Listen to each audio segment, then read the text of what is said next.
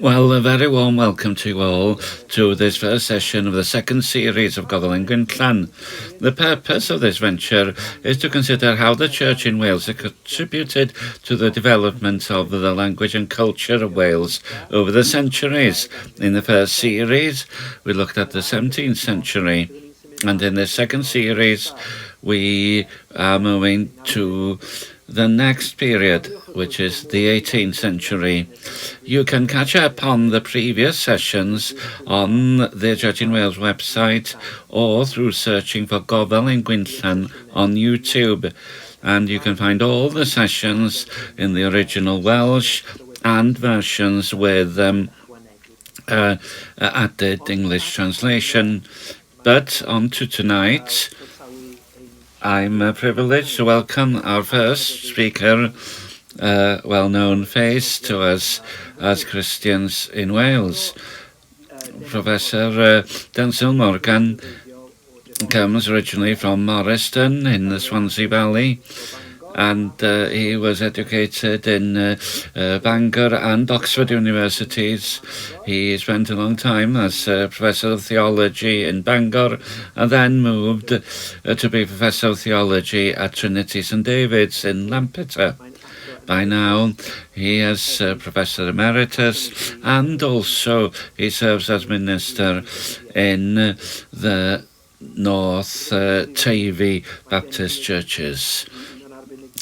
It's true to say that Densil is one of our leading experts, if not the leading expert of all on church history, and with an interest as well in systematic theology, with a special interest in the Swiss theologian Karl Barth. He's published many works on Barth and on theology in Wales.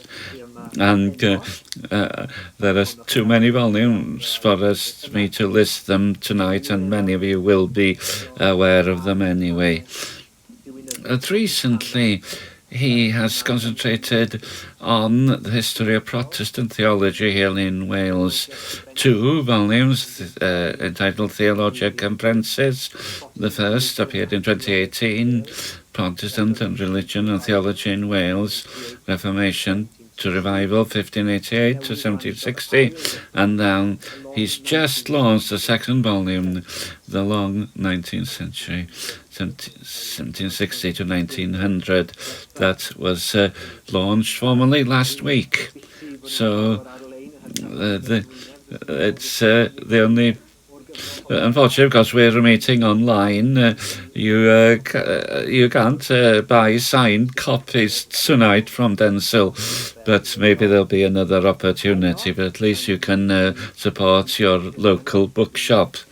Tonight he's going to speak to us about Griffith Llanddowror and the SPCK, and we're looking forward a great deal to hear what you have to say to us, Densil. Very warm welcome. Well, thank you very much, Ainsley, and thanks to everybody who supported this series. It's been a very valuable series so far, and we hope that this term will be as good as the first sessions. Well, the title I was given was Griffith Llanddowror and the SPCK. Well, when we talk about the care of our Vineyard and the contribution of the Church in Wales to the Welsh language and culture, we could never set aside the contribution of what Professor Eryn Jenkins called the greatest Welshman of the 18th century, and one of the people who contributed most to our nation. And yet, this starchy, introspective Anglican countryman, who was an austere and peevish man, as Geraint put it, was the greatest Welshman of the 18th century and the chief benefactors of the Welsh nation.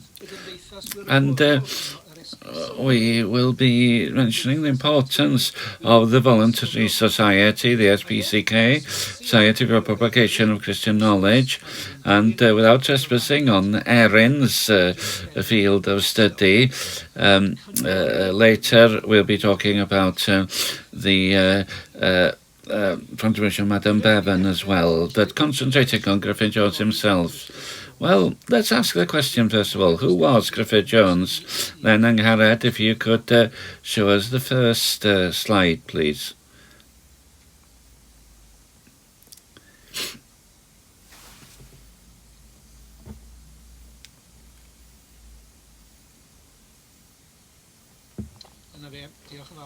That's it. Thank you very much. Well, that the people that many people believed was Griffith Jones, we're not so certain by now. But since that's the only picture we have, we'll keep this one for now. He was born in 1684, the youngest son of John Griffith and Eleanor, his wife, who ran Penderefel Penboer in the west of Carmarthenshire. He was educated in the Queen Elizabeth Grammar School in Carmarthen. He was a shepherd when he was converted, and we don't know how that happened. It was a conversion and a vision for mission among his people. And Angharad, you can leave the photo now, and we'll come back to the slides later. Well, I'll go on. John Evans of Eglwys Gymyn said sarcastically who John Evans would become his greatest enemy. He said he was called to be a chosen vessel and a peculiar instrument for rescuing many souls that were now far gone on their way to that place of torment. Well, he was ordained by George Bull, Bishop of St David's, in September 1708 to the parish of Penryn, Ceredigion and Larne in Carmarthenshire afterwards, before being made rector of Llanddowror Abercywydd near St Clair's. In 1716, through the support of John Phillips, Baron Picton in Pembrokeshire, he was made vicar of Llanddowror. And then, in that little corner of the southwest of his the county of his birth, that's where he would stay the rest of his life. And he would work from there to turn Wales, as Professor Wyn James has said, one of the most literate nations of the modern world. And he died at 77 years old in 1761. Well, what about his early career? Well, he came to notice, first of all, of the SPCK in October 1712, when he was asking about the possibility of registering to be a missionary overseas. In English now. Well, I'm sure there were many good clergyman called Jones in Carmarthen, and talks about something in English. Go to Tranquil Bar, and that he wanted to learn Portuguese, and if he could get hold of a Portuguese grammar, that would help. Well, that mission was established in 1716. The first, the earliest Anglican mission of all, on the coast of Malabar near Madras. It was a mission linked to the East India Company. but through the persuasion of others, among John Phillips in particular, he was persuaded to use his energies in the home mission and concentrate on mission among his own people. Upon the mission to Malabar, but likewise the extremely miserable blindness of his own country. And all a cofnod am these tachwedd insight in the Gaffrey. He has declined upon the prospect of doing more. According to the minutes of November 1713, he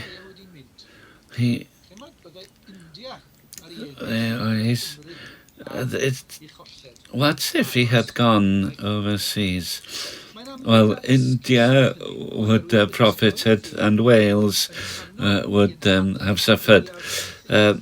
He stayed, but the evidence is that he was part of the most effective mission in Wales since the Puritan period, the period of Apostle Power and Walter Crackdog. As one commentator, John Dalton, Squire of Clog of Ran in Llanddowror in February 1713. There does not belong as parishioners save 10 or 12 small families. It is to be admired what a numerous congregation he has to minister to, having generally about 500 or 600 auditors, nay, sometimes 1,000, a number not to be met with in Wales beside on the like occasion. It mostly consists of such who seem very desirous of being instructed in the plain and familiar dialect of their native tongue. The plain and familiar dialect of their native tongue. Mae'r cyfeiriad at y Gymraeg yn bwysig. It is certain, meddai Dalton, that Mr. Jones is one of the reference to the Welsh language is important. Both in respect of fluency of speech and eminency in scriptural and Christian knowledge. Mai achub uneidiau oedd I brif concern, nid dibris gan Griffith Jones Even although that his main concern was saving souls, Griffith Jones did not think it an important to recognise the status of the Welsh language within the divine providence. Not everybody appreciated that zeal. One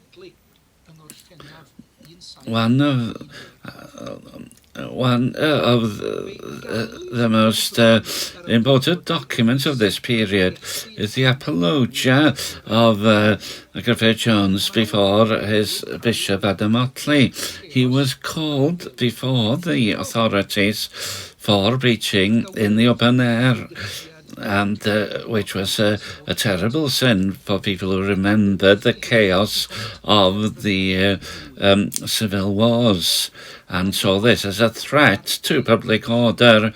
And also he had preached beyond the boundaries of his own parish. Listen to his defence.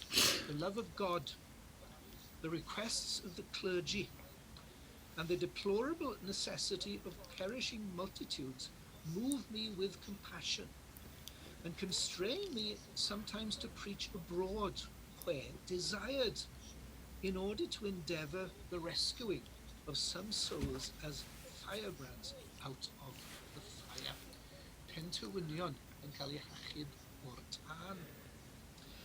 Yn ôl rheithor neu ficer Llanddowror So firebrands from the fire. According to him, as he was a rector on Llanddowror Bercoin at the time. Not the Ten Commandments nor the Lord's Prayer. Yr rheswm am iddo fe genhadu oedd nid mwyn tresbasu yn ddiganiatad ar diriogaeth I gyd. The reason for his mission was not in order to trespass without permission on the territory of his fellow priests, but to carry out the promise he made when he was ordained, which was to spread the word of God among the people. But he could be critical of his fellow priests as well, even though many of them were good and godly people. That wasn't true about every one of them. There were some, he said, that do not understand our language. In England or Latin in France. Mi oedd 'na eraill oedd yn hoffi pregethu, meddai, empty speculations, high and lofty. There were others who liked to preach Controversial divinity above the reach of ordinary capacity. Ac yna, meddai fe, roedd yr uchel eglwyswyr, plant yr hen fam. and he said there were the high church people, the Father is but coldly or hardly mentioned. Ac yn waith byth, rheini a fyddai'n traddodi a little sober morality. and even worse, there were those who would speak of a little sober minority, which a pagan philosopher would have preached much better, without any intimation of repentance, regeneration, etc. And then the final blow Countenance of a profane profligate or a sensual epicure of a minister. A mae'n I feddwl am y Covid y dyddiau yma, mae'n sôn am ddyfodiad y pla, and byddai'n well cael thinking about COVID now, he talks about the plague coming, that it would be better to have the plague in the parish than to have an unworthy, worldly, unregenerate vicar. pleasure to inveigh against any of my brethren. And it is not without some pains that I overcome flesh and blood to be thus sincerely plain. But it is the mere necessity of souls and my desire of their salvation, the prosperity of the church, and the flourishing of piety in this diocese, which forced me to this unmodesty, if some such hard name must be given it. Ni o'n ni am unrhyw apologia tebyg. I don't know about any similar apologia, and a sign of Adam Otley's wisdom and his appreciation of the honesty and enthusiasm of the one who would become eventually the rector of Llanddowror is that he was not condemned for that powerful epistle. Let's move on and talk about Griffith Jones's mission. In the first place, the circulating schools. We know little directly about the mission of Griffith Jones for the next decade, apart from the fact that he received constantly Welsh Bibles from the SPCK to distribute free of charge to his parishes. He got married in 1720 with Margaret, the sister of Sir John Phillips, a sign that someone from a more ordinary background could climb up in society by marrying into one of the old gentry families.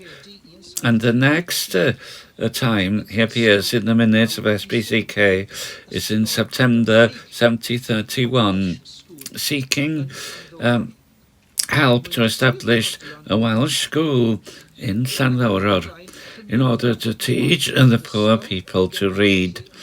And from there on, that educational work increased so much that the minute noted in 1737 that so many schools had sprang from that initial school that there was no way they could be properly organised. To know more about the development of the circulating schools, as they came to be called, we need to turn to the Welsh piety, and then yng Ngharad we have a photo of the Welsh piety, the second photo in the slideshow. The Welsh piety, which was the annual report by Griffith Jones to his sponsors starting in 1739, thanking them for their support and giving news about the success of the work. The first letter is to John Thorold from Lincolnshire, showing how he had to seek support from outside of Wales as well as within the country, and tells us how the venture started. Jones would bring together his communicants, many of them quite poor people, and they would gather in a church on the Saturday before the monthly communion on a Sunday in order to teach them in the catechism and to remember the questions and answers in their memory. He was very sensitive not to shame anybody in front of the others by asking too difficult questions. And he would share bread among them. It's it's obvious that the people enjoyed not just the bread, but the teaching, that the numbers increased immensely, and also the congregations on Communion Sunday. And he realized very soon that in order to establish the questions and answers in their minds, they would need to be able to read for themselves. And these catechetical meetings developed into lessons in reading, and based on the Bible and the catechism, of course. And others came to hear about this and came to Llanddowror to join the parishioners, and there was a call for the same kind of arrangements to be provided in the neighbouring parishes. So together with his fellow priests in the area, he appointed teachers who were employed to do the work, and he could only afford £3 or £4 a year to pay them. And by 1738, there were 37 schools had been established and 3 teachers had been employed.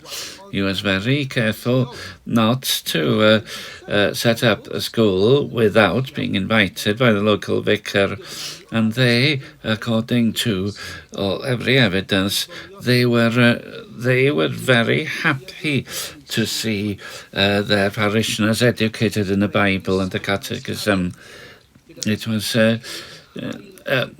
certainly based in the church, with the catechism as the starting point, and the SPCK providing copies of the Bible and the Psalter, and the teaching was completely in Welsh. Jones produced his first grammar for the use of the illiterate, and each school would last for 8 to 10 weeks, which in the winter, when there wasn't so much agricultural work to do, and people could not come during the day, night classes was held. By 1738, out of the 2,500 students in Carmarthen, Pembrokeshire and Brecon, very few could say so much as the Lord's Prayer when they first came to school, but many of them could in 6 to 8 weeks' time. They could read tolerably and could repeat the catechism in their native Welsh language and make pretty good answers to plain and familiar questions concerning all the necessary points of faith and practice in the system of divinity, in which the masters are to instruct them in for some hours every day about the time of morning and evening prayer. The work was increasing, and it was at this time that the dream of the Protestant reformers, William Morgan, Richard Davis, etc., was of turning Wales into a country based in sola fide, sola gratia, and sola scriptura, the Protestant principles. By the 1740s, the schools had extended to North Wales, and it's very obvious from reading the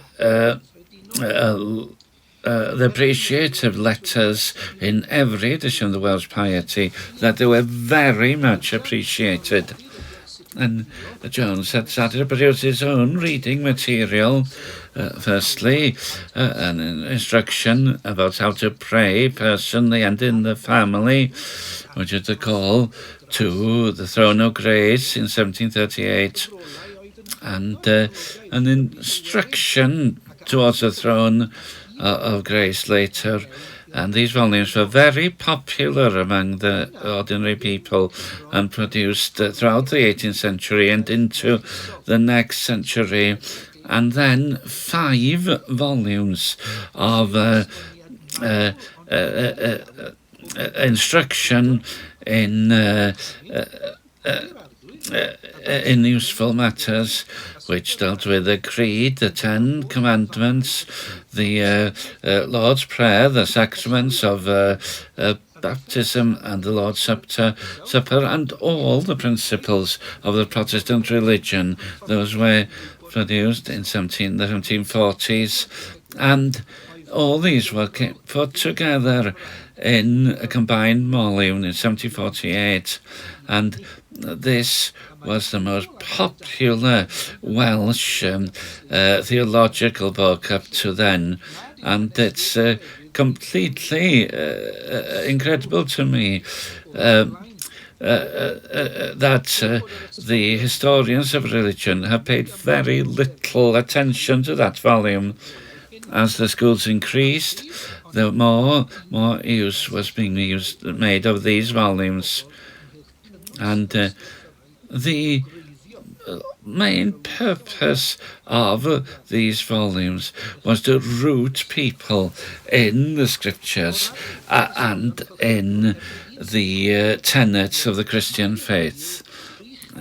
By 1761, 395 of these schools had been established in 1,600 places throughout Wales and the Welsh-speaking part of Herefordshire.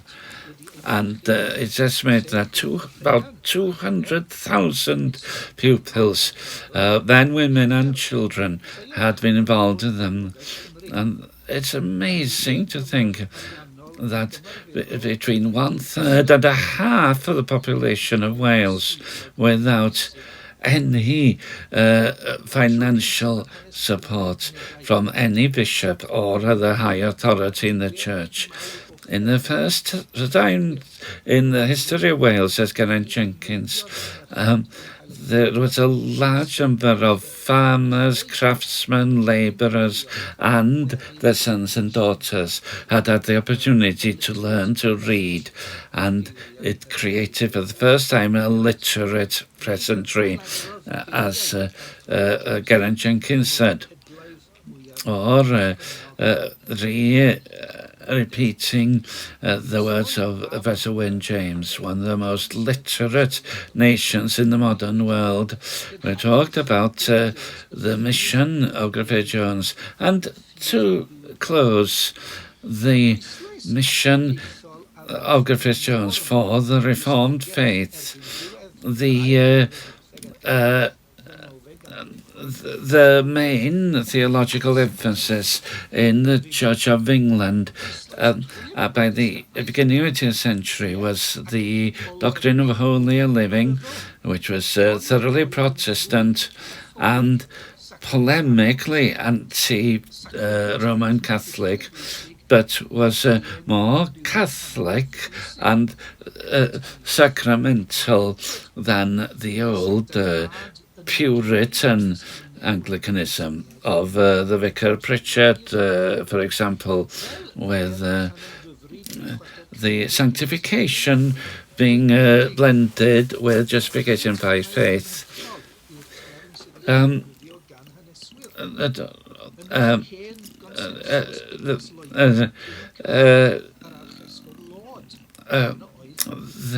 He was Griffith Jones was considered a moderate Reformed theologian, and this comes out in his correspondence with Madame Bridget Bevan. And the third picture, please, Angharad, of Madame Bevan. The poor man's counted of Huntington, as Gladmore Williams said with his tongue in his cheek. She doesn't look a poor man's anything there, actually, but a poor man's Countess of Huntingdon. Now, after the death of Sir John Phillips in 1737, Madame Bevan became his Griffith Jones's main sponsor, and who held to the concept of justification by faith and living a holy life as a result of conversion and personal faith in the heart. The only way you can find comfort, she said, is finding true divinity through Jesus. But it's clear that she was entirely familiar with the 17th century Reformed Anglicans. And now Hywel Harris and Daniel Rowland's mission had started as well. But Griffith Jones was very careful in his doings with these young enthusiasts. And he thought of them as erroneous, harsh, conceited and disorderly. That's what he said to Madame Bevan.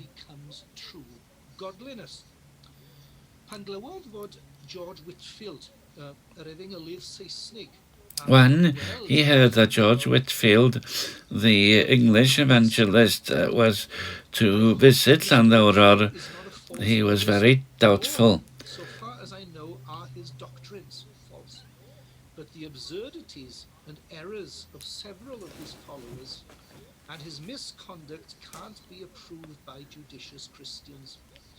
I wish these people had such a modest opinion of themselves as to consider a little more about the way they observe the better sort of other persons shy of entering into their scheme. Nid ni rhyw baragraff arall dwi'n mynd I hepgor hwnnw achos mae'r amser yn mynd a dwi eisiau cloi. I had another paragraph to read, but time is going on. So, and I want to just finish by saying this. By the 1750s to the 1760s, the golden age of the SPCK in England as well as Wales was coming to an end. But while Griffith Jones was alive, and while Madame Bevan was still alive until 1791, 18 years after Griffith Jones, while she was around to continue the schools, his mission continued. This mission touched not just church people, but also nonconformists, Well, because you've been so ready to ask me, a nonconformist, to address you tonight. I shall close with the kind words of her leading nonconformist. In Great Britain for piety, good sense, diligence, moderation, zeal, a mighty utterance, the like whereof I never heard before. A gyda'r geiriau hynny gallwn ni gloi, fi'n credu. And with those words, we can end, I think. Well, thank you very much, Densil. There'll be an opportunity to thank you more formally at the end of the session. It's been an excellent opening to this new session. One idea came to my mind. In a very literate age in terms of the ability of people to read, we see at the same time biblical literacy, and certainly literacy in terms of the understanding of the catechism is very low.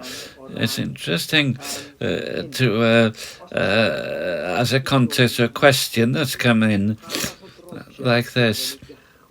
If Griffith Jones was live today, what kind of project would he start now? What would he do? Would we have circular schools again? I think education, catechizing, biblical knowledge, that's a thing.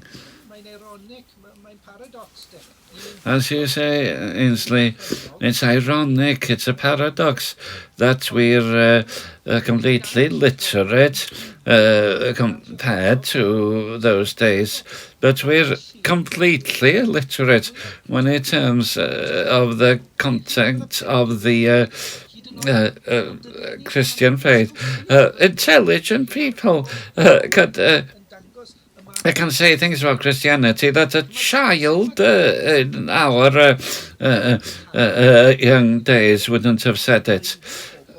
But the mission for him was rooting people in the faith in order to understand the faith and understand the Bible. The best way to understand the Bible is to understand the catechism, a structure based on the Bible. So I think it would be to teach people not to be illiterate in the religious sense would be the point today. Well, I think that's true, not only about wider society, but the churches as well. Perhaps our understanding in the churches and of the Bible and the Catechism is much lower than it should be. So there's work to be done, not just in society, but in the church in Wales and beyond. That's a very important point. And we've enjoyed the first session with Densil. Eryn yn darllenydd yn hanes Cymru ym Mhrifysgol Aberystwyth. Mae'n canolbwyntio ar... Now we move on to Dr. Eryn White. Eryn is a reader in Welsh history in Aberystwyth University, concentrating on the early modern period with special interest in religion, culture and society. So she's perfect for this series. She's published a great deal on the 18th century in Wales, and especially looking at aspects of the print industry in Wales and early nonconformism. I wonder what you think of Griffith Jones's attitude to evangelical nonconformity.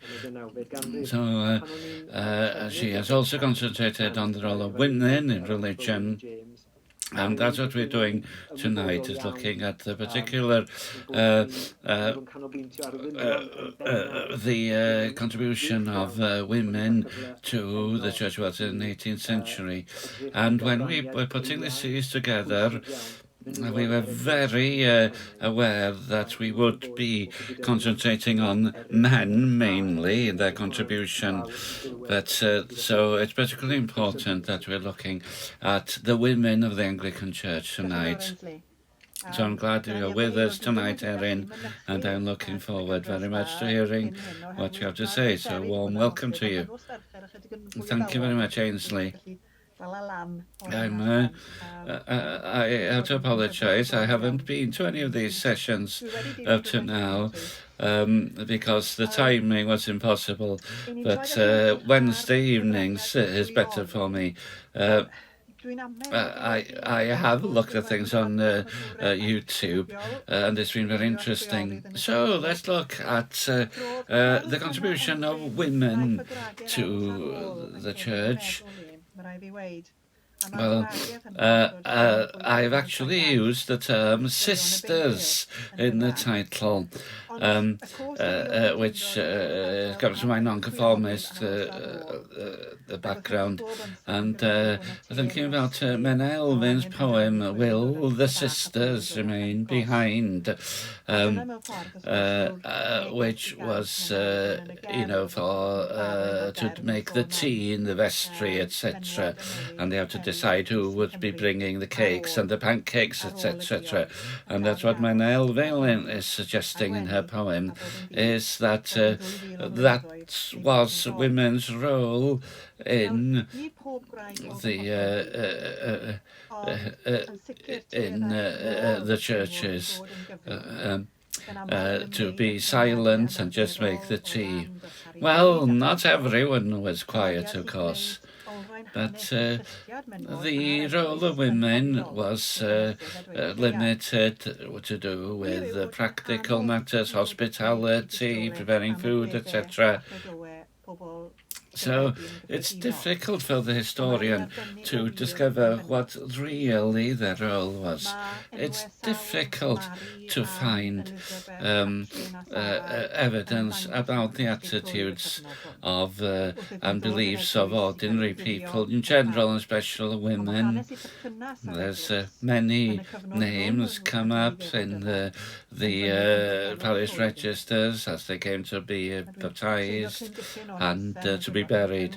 But the story of their relationship to the church between birth and death is often a mystery. And I spend a lot of my time trying to find the history of just of people during that time between birth and death. But, of course, there's more evidence about women who were in the higher reaches of society than ordinary women. Well, between 1536 and 1730,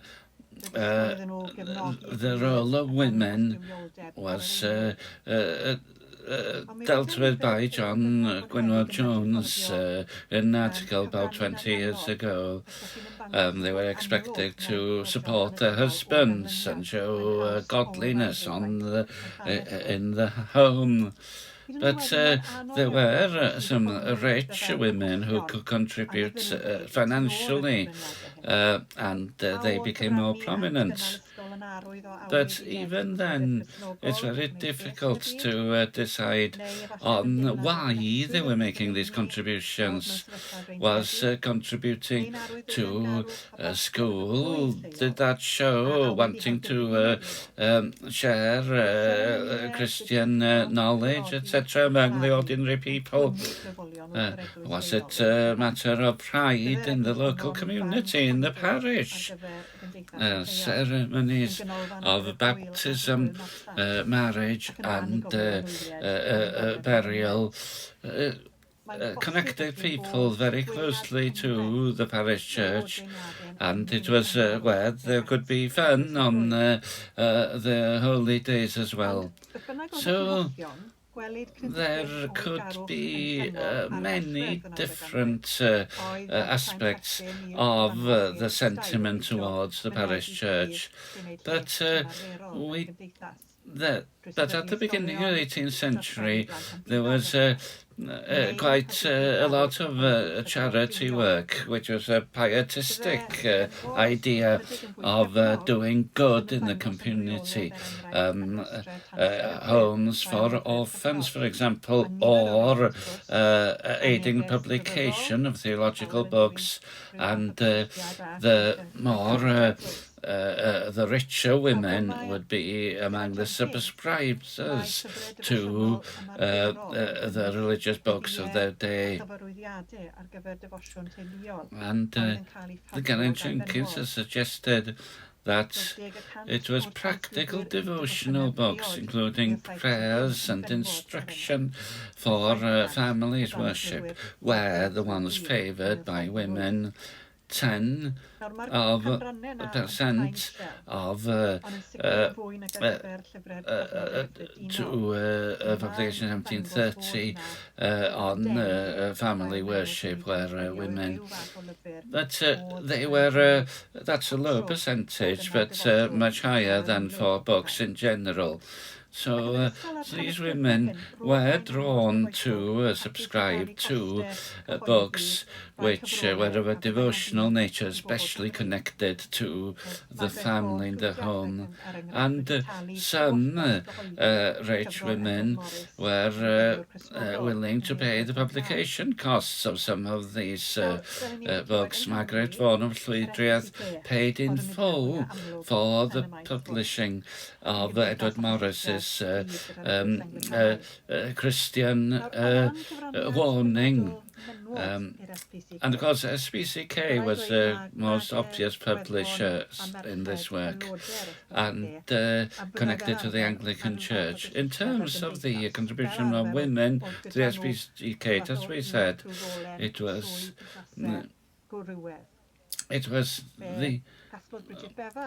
was women who were connected with the society through their male relations, were the most obvious ones.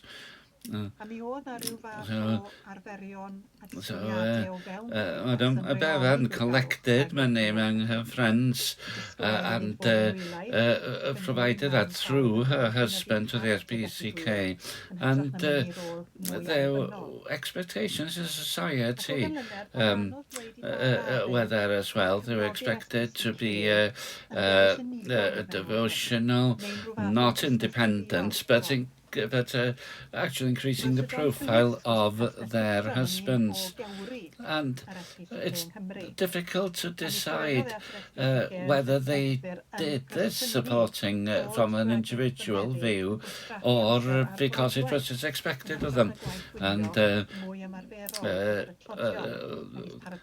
Hickson was an important figure in the SPCK, and he complained that women were wasting their time in embroidery rather than producing clothes for the poor people, and he made sure that his daughter was producing clothes for poor children. And we don't know what she felt about this, or what was she happy to do this, or would she have rather been involved in embroidery for herself? Well, just like Miss Phillips in Victor Castle, and Bevan was a great supporter of SPCK, but we have more of evidence that she actually chose to do this and to provide this support. That she had been brought up supporting education to increase Christian knowledge, but only as a widow did she become active independently, and she worked closely with Griffith Jones and keeping his work going for 18 years after he died. And I don't want to go over the same ground as Densil, but we know that at least 200,000 people have been through the schools by the death of Griffith Jones, 1761, through the medium of the Welsh language. The secular schools was a pioneering movement without support from the state or church, depending on charities like SPCK and contributions by generous individuals. The result was to create a generation of literate Welsh people and more of a readership of printed books at the time that the print industry was growing quickly in the time, with the first official press in Wales established in Adpan in 1718, and this had a long-term effect on the culture and society of Wales. And it's amazing that not much more notice is taken of Griffith Jones and his time. There are people coming to university, they know everything about Hitler, but they know nothing about Griffith Jones. And of course, if Griffith Jones isn't given the right proper attention, it's obvious that less attention is given to Bridget Bevan. Often she's mentioned, in the shadow of Griffith Jones, in that she continued his work until she died in 1779. And I tend to put her myself, I'm afraid, at the end of the discussion of Griffith Jones. But we're talking about 18 years of planning and supporting a movement nationally. So it wasn't a small job. Densil has mentioned several sources of evidence about the intentions of Griffith Jones, what he was trying to do through his schools. We don't have that detailed evidence about Bridget Bevan.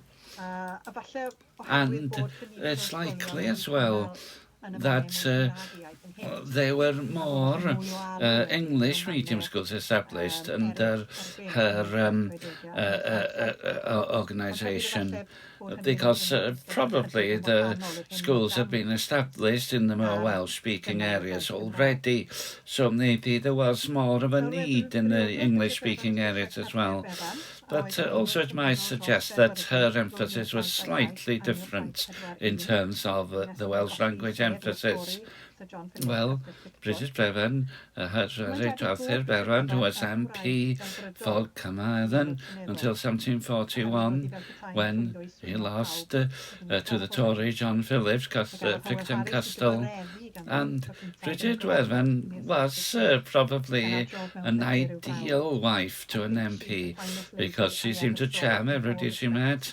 Harris was charmed absolutely by her when he met her for the first time in 1736.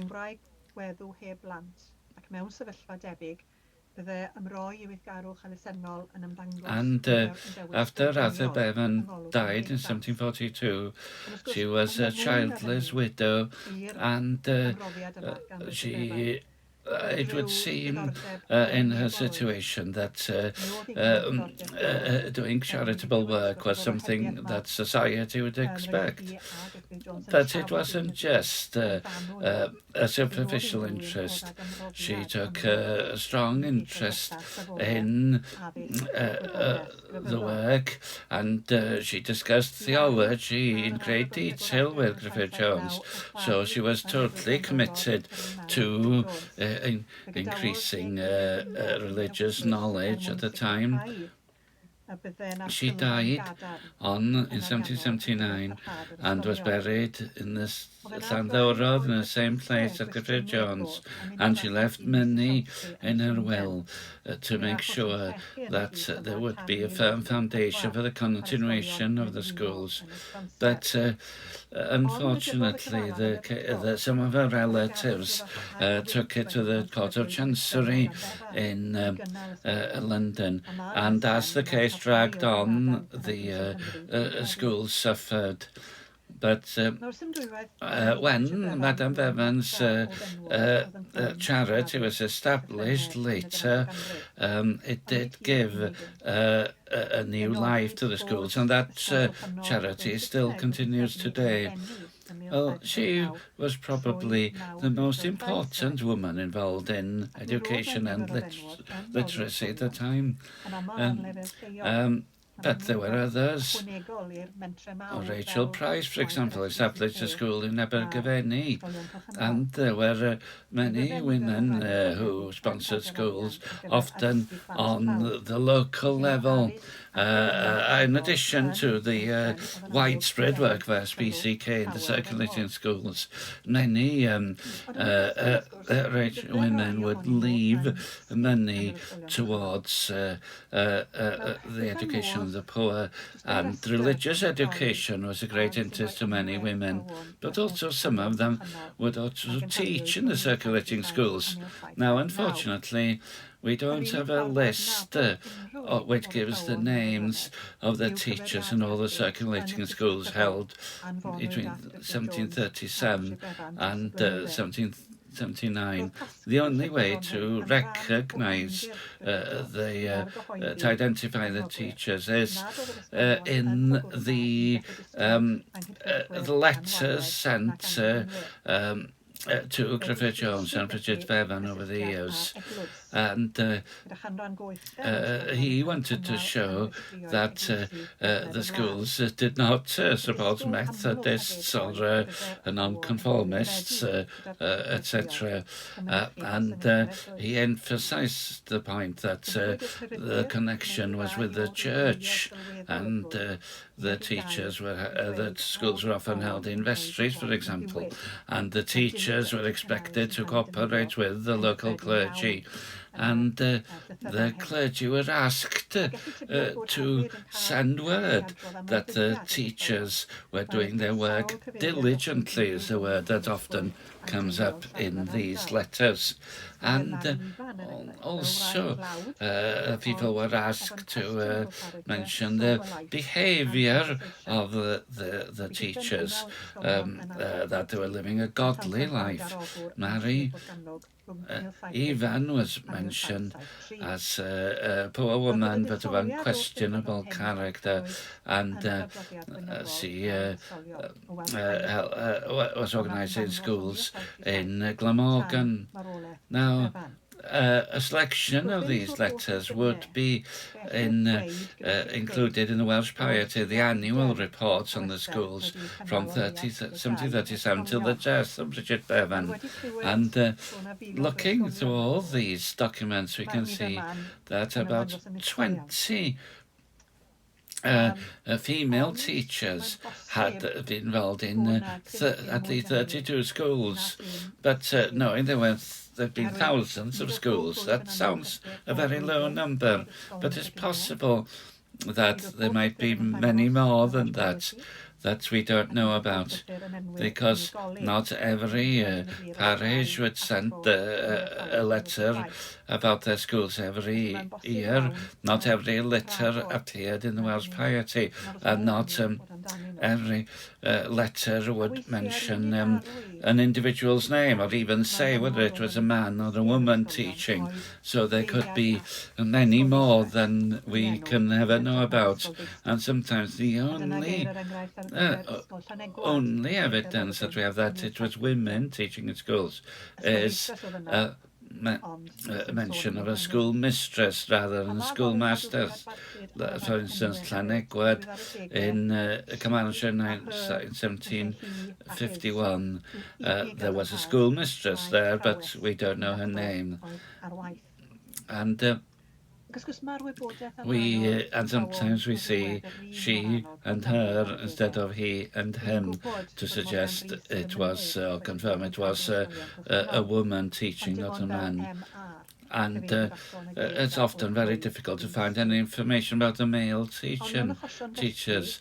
We know that Morgan Rhys, the hymn writer, was a teacher, but we only see the initials MR to refer to him.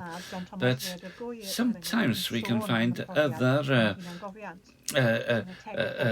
sources which talk of the more well-known male teachers. John Thomas of Rhaeadr talks about his experiences as a teacher, for example, but there are very, very few such sources about the women, so it's more difficult to find the evidence. Now, the number of now the Welsh Poetry includes a number of pupils in different schools, and some of these teachers obviously had large classes. Lowry Owen teaching 78 in Llanddowror in 1774, and then 89 in Aberarch the following year. But it's because we only know the totals. We don't know what the percentage of boys and girls, or men and women, was involved. But we know that women were being taught, and very probably they went on to teach later on. And what we have is the beginning of that army of women teachers who would be produced in Wales over the years through to the 19th century, and then the licensed teachers in the 20th century. So this was one of the first professions to be considered as, to some degree at least, suitable for women.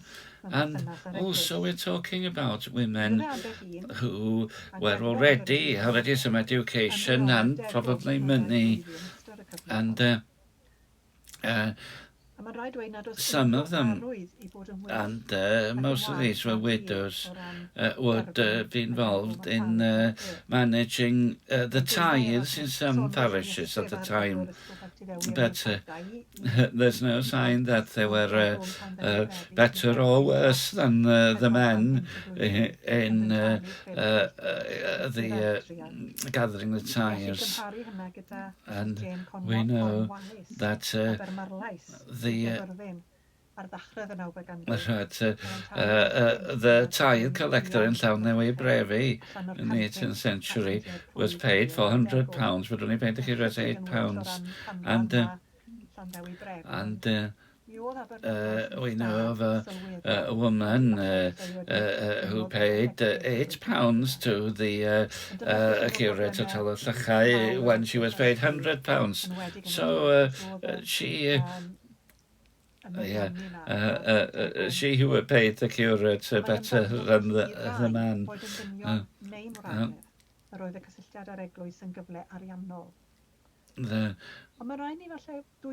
And it seems that either men, for men and women, the connection with the church could be a financial opportunity.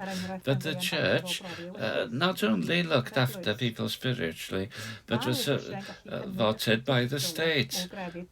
And in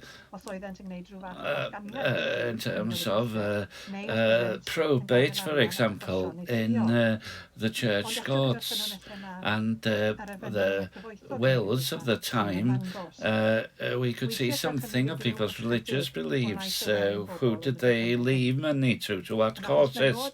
That we only see, of course, what was left by the more the richer people, but sometimes we get an insight into the ordinary people as well.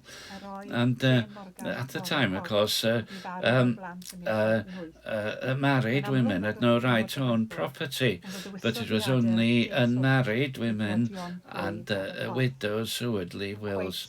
And including J. Morgan, Faber Forth, who left 10 shillings to the poor of Aberporth, and to the 3 children of her sister, the heifer and all the sheep, to help them bring them up in the fear of God. And there's a sign there of some kind of a religious desire for the next generation. And probate was one of the most common activities of the ecclesiastical churches, although their power had fallen from the Reformation and the 17th century period, and people's property was not confiscated for not going to church anymore, although some people were summoned for not going to church. You still had to attend church in order to hold many offices and to go to university. But women were freer in this sense because they had less chance to hold those offices anyway. That may suggest why women were more ready to support Methodism, for example, because they didn't owe such allegiances to the church. They couldn't be church wardens, for example, or to be poor law administrators either. But generally, the connection the role of the ecclesiastical courts was declining, and there was less chance for either men or women to have to repent before the congregation anymore, and people were turning more to the Methodists for examples. Well, I've avoided talking about the Methodist women, even though they remained, for the most part, members of the church until the early 19th century. Well, what was it the weaknesses of the church that had driven these women to Methodism? But many historians now would suggest that reform was happening in the churches already through people like Daniel Rowland and Griffith Jones. And but were the women, therefore, who joined the Nonconformists, were they looking for something further? And Griffith was disappointed, for example, by the response of one unfortunate curate. And of course, what was said to these women would vary very much from individual to individual. It wouldn't really be true to say that Methodism and nonconformity opened the doors for women into leadership roles, but the Methodist Society allowed them to share in private more than they could in the church. And John Wesley suggested that some women could preach if they had what he called a nuxo, didn't he call? And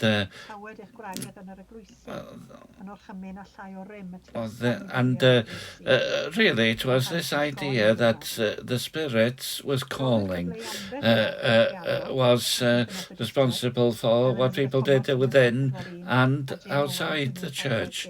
And of course, it was more difficult for women to suggest that they had that calling. Well, but Elizabeth Thomas and Jane Owens were two Methodists who were able to lead in the societies. But Jane Owen was spat upon in the street for this, for example. So few women would have these opportunities. But there were some among the Methodists who helped in practical ways in arranging preaching trips, for example, and helped looking after visitors. And there was one woman in Kidwelly who was very effective in organising things locally. So these were more the richer people who could do this work because they could offer hospitality, for example. And